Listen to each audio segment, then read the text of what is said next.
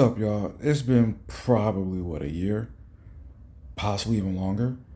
Mainly because I just run over so many just redundant topics, relationship, politics, so on and so forth. This is also political, but I don't think I've ever covered this specifically.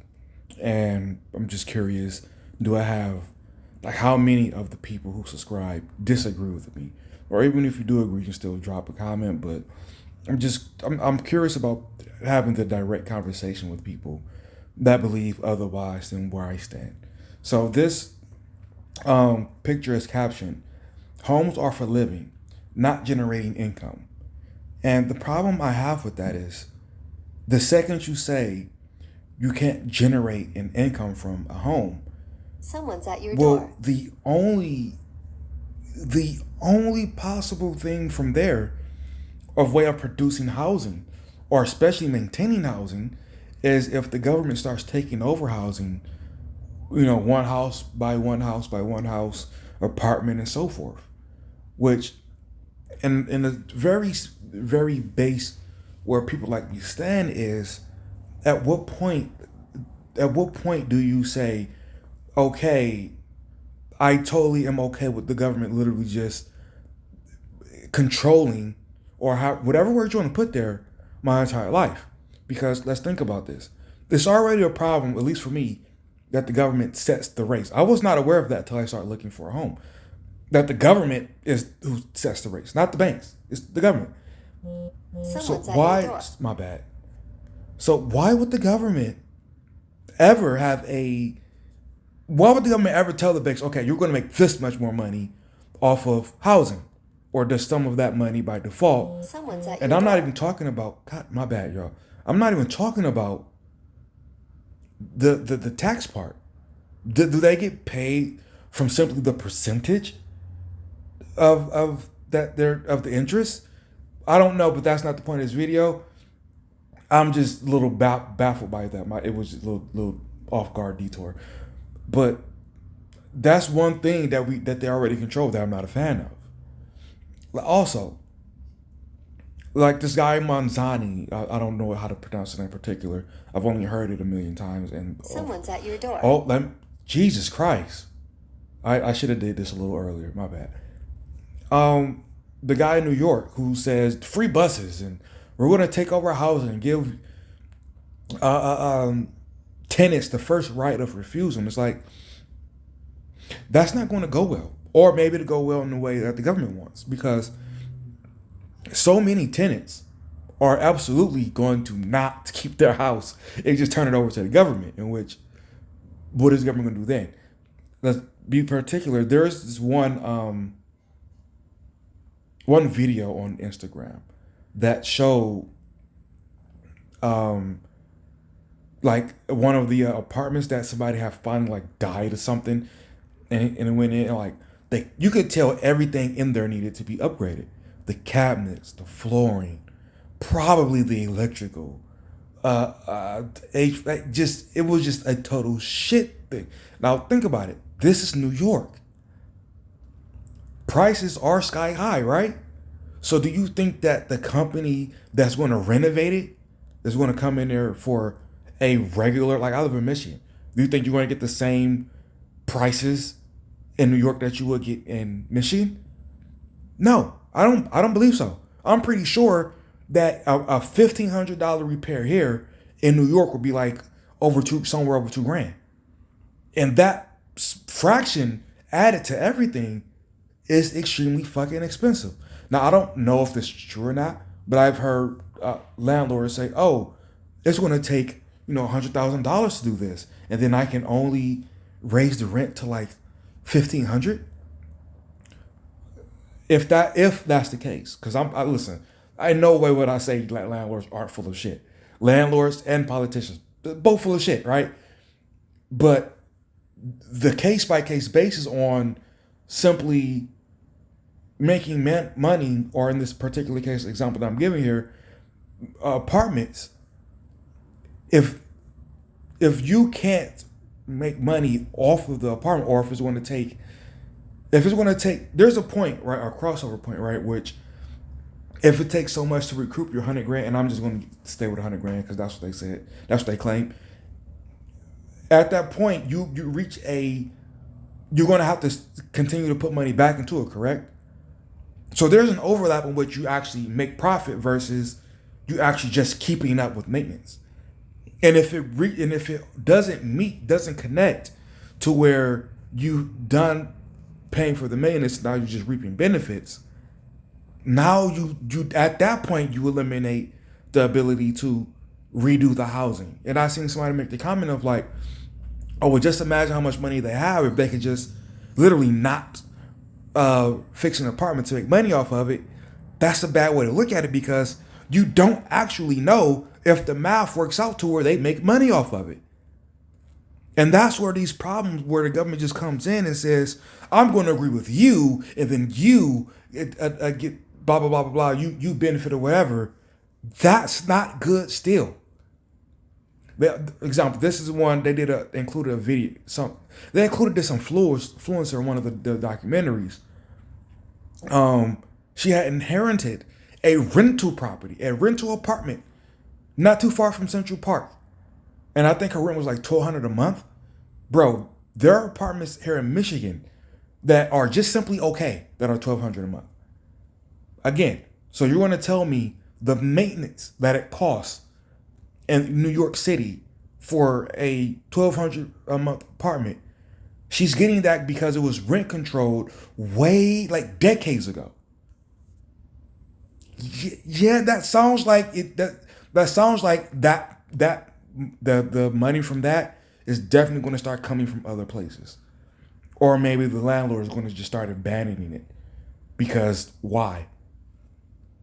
Again, I believe landlords are also full of shit, but there is a point of why the fuck would I even put money into this if this person just gets to sit on it forever and ever? This is my shit. I own it, and the government told me I cannot make dollars off of this. So I gotta just let this fucking person live here. Fuck it, let it just rot then if that's the case. Maybe they'll leave. When people start complaining about the landlords doing that, I start to understand this concept and go, I probably would too. If you just get to tell me what to do with the property that I own. No, I don't want to just barely make anything off of it, if anything at all, but yet I am providing something for you. That's bullshit. Now, here's one of the examples I'll give, which I'll say that landlords definitely are full of shit. So before deciding on my house, I was looking at a few apartments, but this like one particular that I would definitely go there if I didn't get a house. Yeah, it was $1,200 a month, and then it was like, I believe 250 units, something like that. And they offered a like not connected, like I guess you had to like walk to it or something, but like a workout. They called it a gym, but it's a workout room. It wasn't even like they couldn't even take good pictures of it because it was so like what the fuck ever. But it's like, my God, you got 250 units at minimum $1,200 a month, and you mean to tell me that is the best you could do as far as a workout room? You're a piece of shit, dude. Like that's where I'm like, you full of shit. I'm not doing that. Well, if it came down to it, I would have. But I think you get my drift where I do definitely believe there's some bullshit on the landlord side. But let's go to the part where like actual homes, selling homes, how that works out, right? Again, it gets to the point, this type of belief, trying to vote this way, you're literally asking that no incentive comes from building homes, that we should just all put in tax dollars so that the government could build them, and then you could buy this. People, no matter what the topic is, I will never understand the concept of us deciding to now just fork over or have it be how it works, that the government just takes from us, quote unquote, provide something that we have to buy. Like, I already bought it. You took the money from me to build it, right? Why am I now having to buy it? What? Like the fact that the government has been able to do this for over a century now, uh, you definitely should. We should have better shit than this because you're literally eliminating your competition by default. Why the fuck aren't we a fucking just super uber rich ass nation where everybody's rich then? If that's how that works. You get to take from me. I pay. We collectively pay to for you to build it, and then we buy it from you, so we give you more money on top of that. Bro, why isn't literally everybody rich? That's not the point. There, why would the government decide which type of housing to build, right? Whether it's basic or luxury, right? The house I ended up with is I purposely picked a small, I guess you could call it, I have a garage. I'm not sure if that's called luxury. Just basic.